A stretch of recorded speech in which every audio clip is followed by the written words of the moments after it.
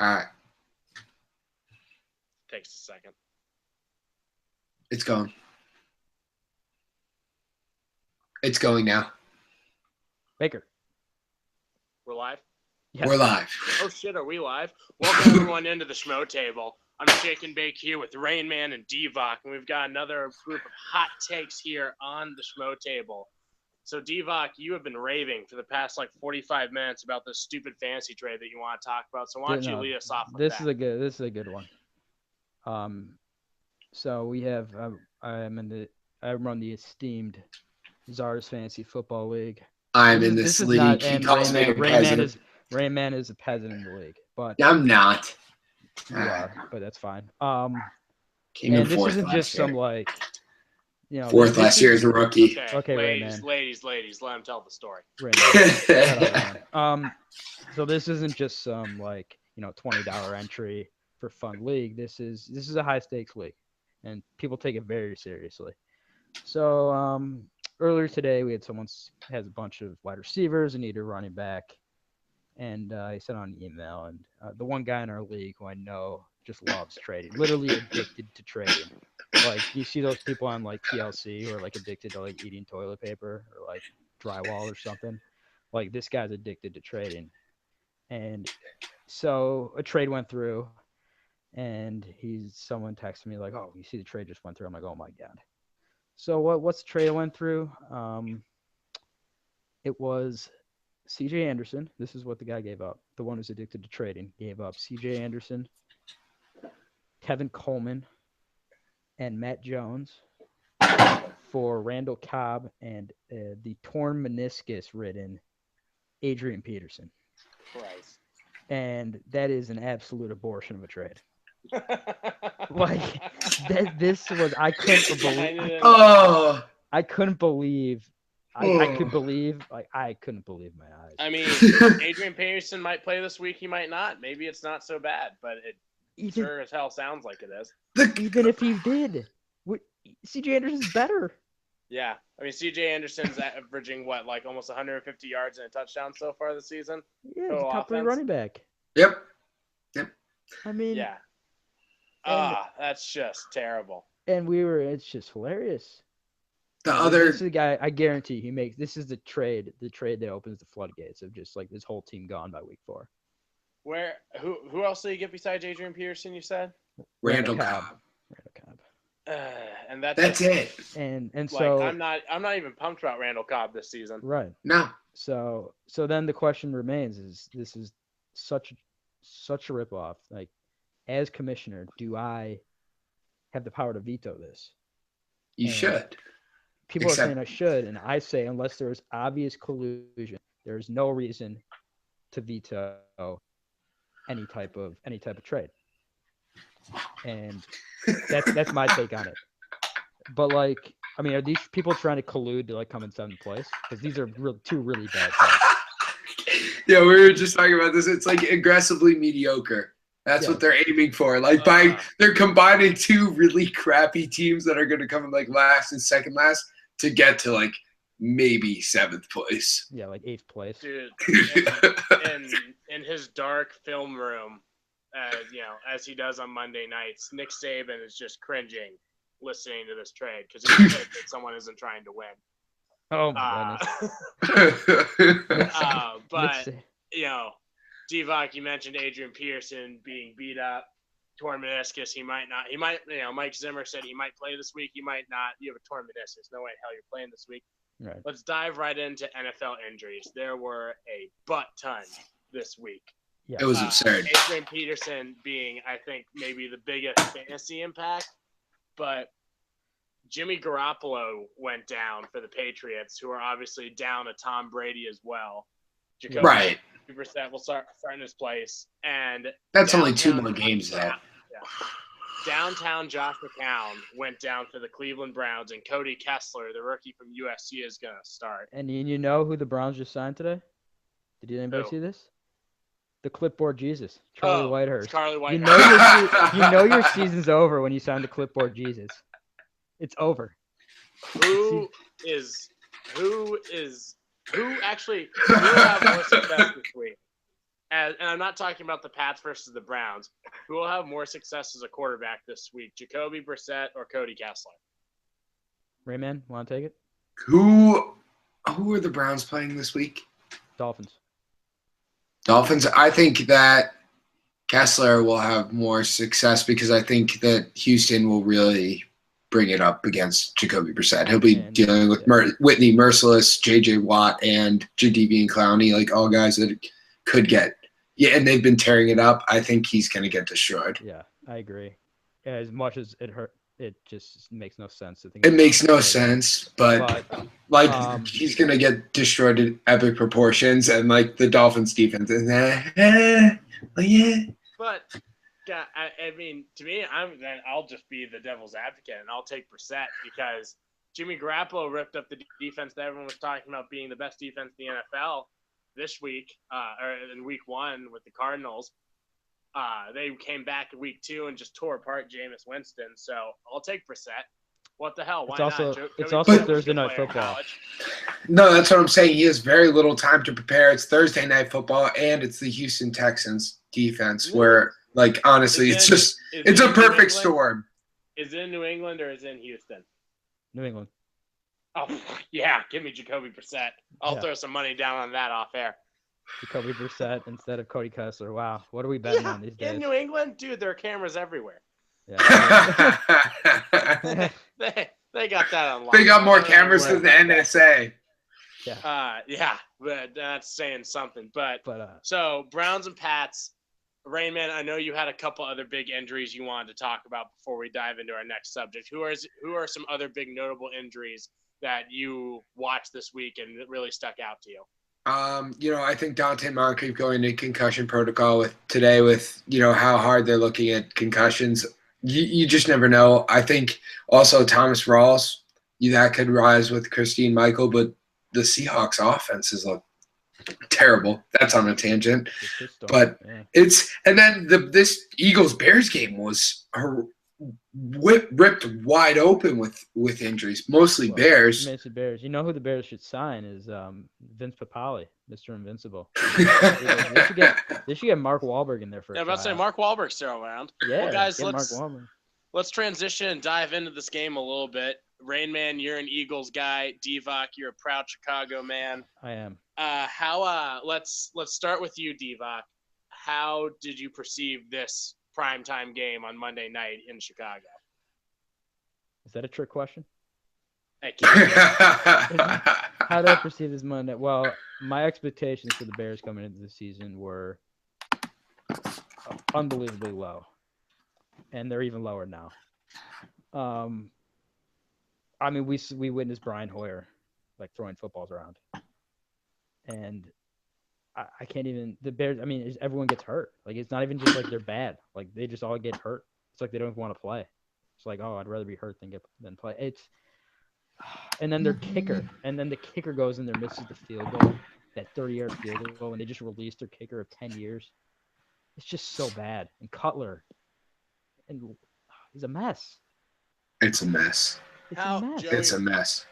Divock, when Robbie Gould was released, did like a little piece of you die inside, or did you just go straight to Lou Malnati's and drown your sorrows in deep dish? No, I mean it's just baffling. Like it's one thing if you had like a upcoming rookie kicker like Roberto Aguayo, who's like a stud, but like Connor Barth was signed off Twitter last season.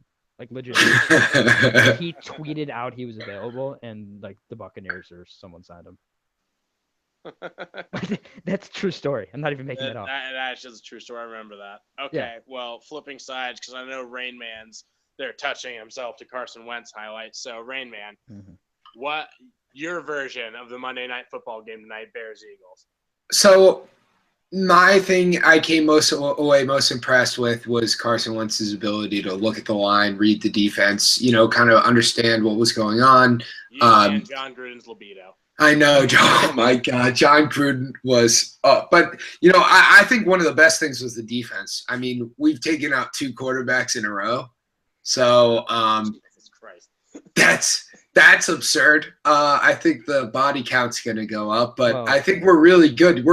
We're gang tackling. We're getting to the quarterback. We're getting – Brandon Graham had 2 sacks. Vinny Curry looked explosive. Like, these guys are ready to play, and I really think their defense can step it up as long as they draft a first-round quarterback. And if Carson Wentz keeps this up, I mean, he looks incredible. Howie Roseman is GM of the millennia. I mean, being able to get Wentz I thought it was way too many picks. But then to be able to get a first-round pick from the Vikings and potentially a second-rounder if they make it to the Super Bowl, I mean, I don't know if they will with Sam Bradford, really, but they look good enough to like potentially make the playoffs with a really good defense. So, against the Packers, they won against the Packers. So who knows? That might get a little bit higher. And I think our season looks good, but I don't think it's too – I don't think we're like – going to make it far in the playoffs or anything. Stop that. I think we can win the NFC East. I think we can win the NFC East. That's what I think. All right, I mean, honestly, it's I'm going to cut you off. I know. Please do. Yeah, I'm going to cut you off. No, you're going to win the NFC East because you're 2-0 and you're Eagles fan, so you should think that. No, because the NFC East is the worst. Yeah, you're going to think you're going to win the NFC East because you're 2-0 and no, the NFC East is the worst. I don't think in any other division we would win. But that's the point. We might win that division because they're terrible. You're a hilarious Eagles fan. I'm not. Yeah, you are. So you think, Kirk, who do you think is going to win in the NFC East? Giants, but like that's not. It doesn't matter who I think because you're an Eagles fan. Anyways, Carson Wentz. I have a couple things to say about Carson Wentz. Number one. You have the floor, Divock. I have. Thank you, Baker. Let's drink Baker. Carson Wentz. I was incredibly impressed. Let's get that straight. How do you know Carson Wentz is going to be the real deal? Number one, when 2 quarterbacks are taken back-to-back to open the draft, one sucks and one is great. And Jared Goff is not going to be any good. So that means Carson Wentz is going to be great. And number 2, the Browns passed on taking Carson Wentz. Those are the 2 things we know of why Carson Wentz is going to be great. Yeah. Regardless of how he plays. Basically, Rain Man, what Divock just said is that Roseman was erroneous. It was Cleveland who really set you up. Yeah. Right. They took the Ryan Leaf. They took the Ryan Leaf. Somewhere between Cleveland and Jim Schwartz, Philadelphia has been saved, or at least get the shot at the playoffs, along with the New York Giants. I mean, you go back and you always hear all this crap about coming out of a spread offense, coming out of a pro style offense, and hello, I can't hear you. What level makes such a big difference because Jared Goff literally just had to throw it to a spot and the receiver was supposed to be there. Carson Wentz, I watched the North Dakota State Iowa upset this past weekend. And this kid who replaced Carson Wentz, I couldn't tell you what the hell his name was, but the dude looked like Peyton Manning back in the heyday, just changing things at the line, switching players around, changing protections, hand signals, screaming, yelling, using all 24 seconds of the play clock. Next thing you know, they're just handing it off for a 25-yard game up the middle. I mean, it's what the system they have going there is unbelievable. And I think Carson Wentz is more than a great example of a guy who understands the entirety of a pro style offense, someone who can take that and play with it at any level, and being 6'5", 240 pounds with some good feet helps too. You were making a great point, so I didn't want to interrupt you, but you said a 24-second play clock, so that's the shot clock. But yeah, whatever. But I think that Carson Wentz is super tough. He really got hit a lot, and he stood there tall in the pocket and made a couple throws. He's the real deal. Anyway, sorry. I agree. I think the kid's a stud. But I knew Rain Man was a full-time Philly fan when he said Carson Wentz was basically the greatest QB of all time when he led a drive that ended in a field goal. I did not. Okay, first of all, that was Jordan Matthews dropping the ball. No, and I didn't say he was the greatest. Oh no, we're talking about the first drive. We're going way back. Well, Matthews dropping the ball. We're going way back. Which, by the way, Rain Man cost me a fantasy matchup. That's fun. Go on. Ha ha ha ha. That's fine. Anywho. Back to a little bit of a segue. We were having this conversation earlier, but we were talking about Adrian Peterson being injured, a lot of injuries this week, and Adrian Peterson being not only the face of his franchise but being a running back, we all have a similar but differing opinions on running backs going in the first round of the NFL draft. Now, it's the week 2 of the NFL, and I think we're jumping the gun a little bit, but we were talking way too long to not talk about what your guys' opinion is of NFL teams taking running backs in the first round. So, Divock, I'm going to start with you because your answer is short and sweet, and then Rayman and I are going to dig in here and choose some people. I think I'm the most right-winged of the. Fair enough. So, Divock, why don't you lead off here for us? I think running backs are completely useless, and anyone who takes a running back in the first round is a complete moron. That's my opinion. All 32 picks, doesn't matter. Maybe at the end of the first round, if you're fine. But I'm talking about like top 10. If you're taking, the Trent Richardson range. If you're spending a top 10 pick, someone where you can truly pick a defensive difference maker or a great offensive lineman, someone you can say for sure with somewhat certainty is going to be very good at their position. Like Greg Robinson on the Rams. Yes, obviously you could throw out exceptions of anything. I know. Lesson learned: don't draft from Auburn. So Rayman, your position on it is similar, but a little bit more expansive. So why don't you dig in, state your case, and we'll open up the court of appeal. So look, I mean, honestly, I just don't think running backs are utilized enough to warrant a first-round pick. I mean, you can, if you can estimate that they are a dual threat, that, they have that shiftiness, that they have the ability to – the game's moving more towards the spread, right? I think that less and less teams besides Tennessee, there are 4 teams that pass. And I think that trend is not going away. I mean, it's going to be a pass-first league. So you need a running back who can really catch out of the backfield and provide pass protection and beyond the field, 3 downs and last a long time. And, I think with the amount of injuries running backs get, I just wouldn't feel comfortable. That's why I at least in the first 15 picks, I would avoid it. Well, my opinion does not differ from your guys' too much. I think, especially when you saw the Cowboys could have had any number of defensive difference makers or other skill positions they needed much more, and they took Ezekiel Elliott number 4 overall. That made no sense to me. That made no sense. I think running back. I think that there are a handful of teams every year that can take a running back in the first round. I think in this upcoming draft class, where I think 3 running backs will be taken in the first round, and deservedly so because of their 3-way skill set. Leonard Fournette, Nick Chubb, and Dalvin Cook should all go in the first round because they can run, catch, and block as well as any running back in the NFL currently can. And do I necessarily think that they should all go top 10? Absolutely not. That'd be stupid. But I do think that teams a la the Giants, a la the Eagles, a la the Panthers, and I listed off a few others yesterday, the Colts are another team, could all take one of these guys depending on their draft position, and it would be a legitimately good pick because think about the value you can get in later rounds. You listed all the running backs that are bell cows or pseudo bell cows, like Eddie Lacy, LaShawn McCoy, David Johnson, all these guys that are not first-round picks. And you can find them later in the draft because, honestly, they're just not as important. They're not as utilized in college offenses either. True. Well, they're definitely still utilized in college offenses, but they wouldn't be noted as possible first-round picks if they weren't used in college offenses. Right. They're being less and less used in the NFL because your running back is used to keep a little bit of pressure off your quarterback and finish out the game and kill the clock. That is the role of the NFL running back, as well as being a receiver and a blocker. Right.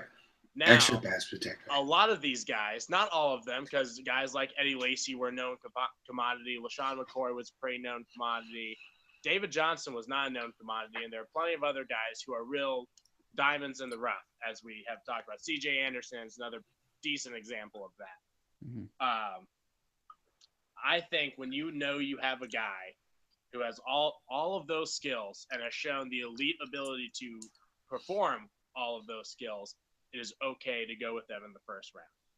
Now, diamonds in the rough and finding running backs later, and if you really trust your scouting department, that's when you're a team like the Baltimore Ravens, you can take guys in the 5th and 6th rounds and expect to start them day one. Or, you find a David Johnson who's turning out to be one of really probably the closest thing to a single back offense, because there's so many two back offenses now. David Johnson's probably the last single back offensive player that we're really going to see in Arizona, because the guy can run, catch, block, return kicks, return punts. He's just freaking ridiculous. He's amazing. My argument isn't that that NFL teams should take running backs. My argument is, in this upcoming class, those 3 running backs are plenty good enough to go in the first round. Okay. So how do you explain the Patriots? How they just can throw any running back in there and they can mix and match running backs and make it work? Witchcraft. I don't have an answer. Yeah, witchcraft. Witchcraft. That's a good. I mean, but at the same time, there was a point in time where LeGarrette, you look at the guys who they have found throughout the ages. Lawrence Maroney was a first-round pick, and he had a pretty successful career for them before flaming out. Yeah. Corey Dillon at the end of his career. Yeah, Corey Dillon was a quality running back, even for the Bengals back in the dark ages of the Bengals. He was real good. Kevin Falk. Kevin Falk is like the legitimate do-it-all running back. There's no one more so like that. Danny Woodhead is one of those diamonds in the rough, who, as we've all used the term a Patriot player before, and that's what Danny Woodhead was. Same with Shane Breen. But you look at their guy now, LeGarrette Blount. At one point or another in his career, LeGarrette Blount was supposed to be a first-round pick. A punch in a disappointing season, or senior season at Oregon, kind of derailed that from ever being a possibility. Very true. But he came out as a rookie and played like he was a first-round pick. He had 1,000 yards for the Buccaneers his rookie season. Yep. He's been successful for the Patriots. He had an unsuccessful stint in Pittsburgh and left. But, I don't. I'm just saying, when you look at guys like Fournette, Cook, and Chubb, they are the definition of do-it-all running backs. Does that mean that they should go top 5 or top 10? No, I think that, but depending on draft position and team needs, having a running back that can do all these things doesn't hurt. Yeah, I mean, I've seen too many running backs who can supposedly do it all, and it turns out to be. That's true too. It just turns out it just doesn't work. I mean, it's crapshoot. Total crapshoot. Teams aren't picking running backs in the first round and winning Super Bowls. It's not happening. Yeah. Honestly, I there are so many other needs I would rather address on the Eagles that I would be really mad if they took a running back in the first round. It depends on draft position, and luckily for us, it's week 2, and we don't have to worry about that yet. But speaking of crapshoots, let's dive into our fantasy segment. So, guys, who's your fantasy stud this week? Who won you a matchup this week? Who won me a matchup this week? I started Dennis Pitta in 3 leagues. He was great.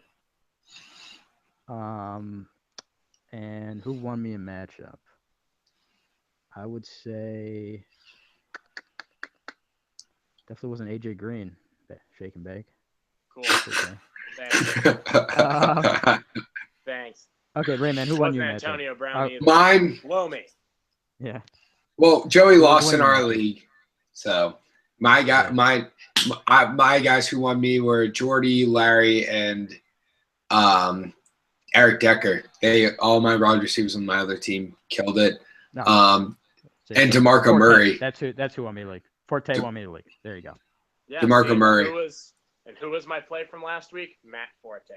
What a great week he had. Was he your play from last week? Was he really? Yeah. Great pick, Shake and bake. Really proud of him. Great pick. Really wish I had him in more leagues. My big pick play for this week was Stephon Diggs. I drafted him in 2 leagues right before Teddy went down, and only drafted him in 1 other league out of desperation.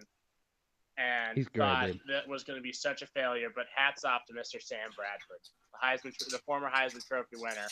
Just made me such a happy man and completed a couple comebacks for me thanks to Mr. Diggs.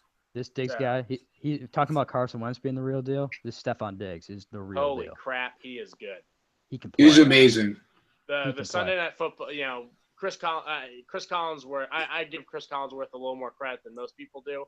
But the one probably most accurate thing he said since he joined Sunday Night Football was telling the story about Sam Bradford's first day at practice and Bradford saying, "Wow, that Diggs guy, I'm gonna throw the ball to him." And Yeah. damn it, he did it. This guy, A lot. this guy, he was phenomenal.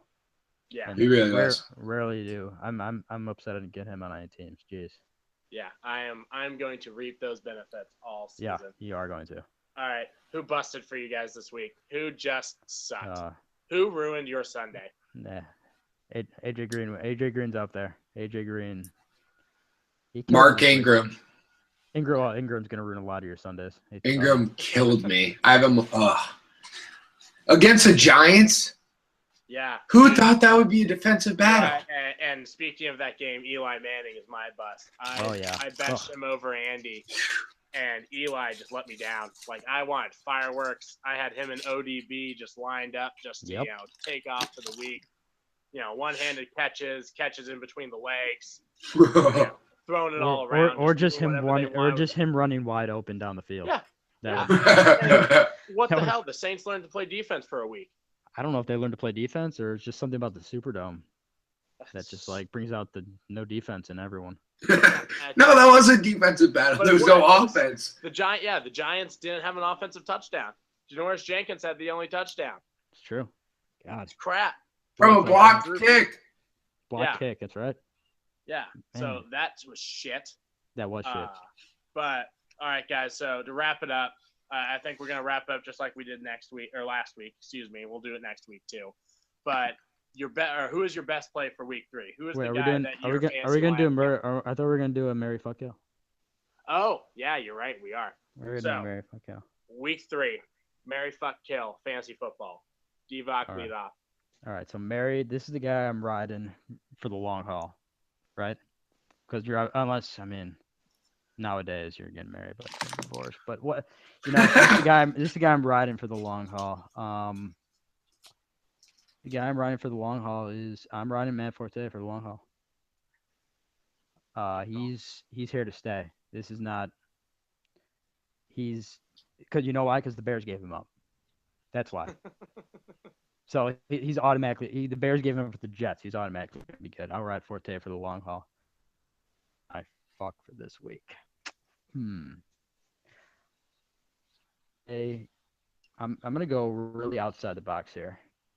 Okay, if you're digging for a tight end and you really need a tight end, Jordan Cameron facing his former Browns teammates who have failed to cover the tight end at all this season. They've let big games up to Ertz and Dennis Pitta. I'm gonna say Jordan Cameron is the one guy I'd trust Ryan Lochte more than I trust Jordan Cameron. But this week I'm gonna take Jordan Cameron to score a touchdown and at least 70 yards. And then the guy I'm just gonna kill is who did the Rams play this week? It's a good question. The Rams play Tampa Bay. Okay, here's who I'm gonna kill. And this pains me to say it. I'm gonna sound like Stephen A. Smith here. This pains me because I thought he was gonna have a really big year, but after what I saw this week, there will be a new running back in town very soon, and that is Jeremy Langford. I'm gonna kill Jeremy Langford. That fumble, he looked horrible. And you know what? They had this guy out of IU, Indiana University. They play football there. They do. Named Jordan Howard. Former UAB running back. Is he a former UAB? I didn't even know that. Yeah, that's how much the program disbanded for half a season. There you go. That's why he was good, because he wasn't originally a Hoosier. So, Jordan Howard. This guy looked good, and they're not gonna. It's gonna be a short leash with Langford. Like, he looked terrible. He fumbled at the end there, and it's just not working for him. This guy's gonna take over. This Howard kid. So that's what I got. All right. So go ahead, Rain Man. So my Mary is going to be DeMarco Murray. I think the Titans are just committed to the run, and I like the way he catches out of the backfield and he runs with purpose. I think Chicago utilized him completely in the wrong way. I'm gonna The only thing I'm going to dispute here, I'm not disputing your pick. The Titans have thrown, second week in a row, thrown way more than they have ran. This whole committing the spread power run bullshit is not true, and I'm not okay with being lied to. Fair enough. Well, wait, Baker, are you trying to say it's malarkey? Oh, yes. All right. Got it. Hey, well, DeMarco's actually been good at catching, and in half-point PPR, he's been really doing well. He's been great. DeMarco's been great. So my fuck for the next week is I think Dez next week is going to have an amazing week. And, I think against Chicago, half their defense is gone, especially Adrian Amos, who could help over top. I think he's going to have a killer. Whoa. Half our defense? Try like 75. We are starting Mark Wahlberg in the secondary next week. You were bringing in people from the stands. You were bringing in Connor Barth. Connor Barth was going to line up as your safety. Garbage picking, field goal kicking phenomenon. He's going to be a picker next week. And then my kill, I think, is going to be Torrey Smith. I think, this week, he's going to have a terrible week against Seattle. I think they're going to get it together on defense and really, finally show Chip Kelly to be Rayman, the terrible coach he is. Rayman, you trying to tell me Torrey Smith's inconsistent? Yes. Is that what you're trying to tell me? Is this shattering? I think I'm the first person to ever have this. This is groundbreaking. I think I'm the first person. So unlike Torrey Smith to have a good week too, and then do nothing the rest of the season. I've never seen that before. All right, shake and bake. Let's hear it, Mr. Matt Forte of week 2. Well, I think I'm married to Stephon Diggs now. I'm pretty sure those papers have been drawn up, signed in the ceremonies this weekend. Yeah. He crushed it this week. He crushed it week 1. He just didn't score a touchdown. He still had 10 catches for 100 yards. Shake and bake. What are your thoughts on polygamy?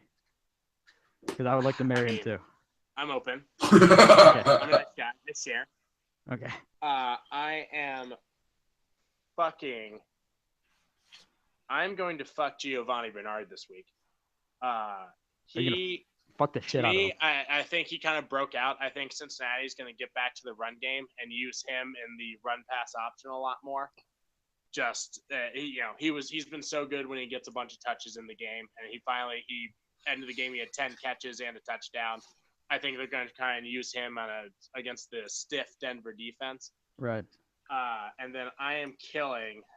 Who am I killing? Who pissed me off this week that much? You know what? I am killing Sammy Watkins. Ooh. Sammy and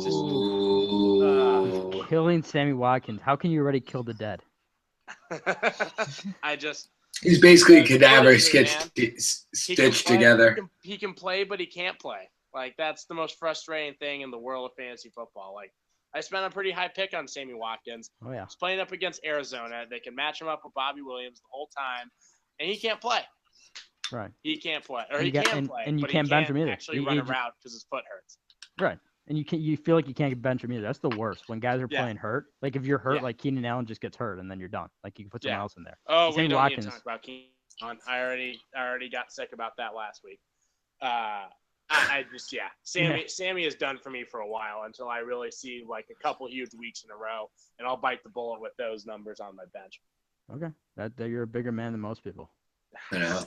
That's for sure. The world I live in. All right, everyone. That's it for the SchmoTable this week. Please check in with us every week for fantasy advice and hot takes. Have a good night. Listen to Shake and Bake. He knows his Matt Forte shit. Let's do it. You know it. Shake and Bake, Ray, man.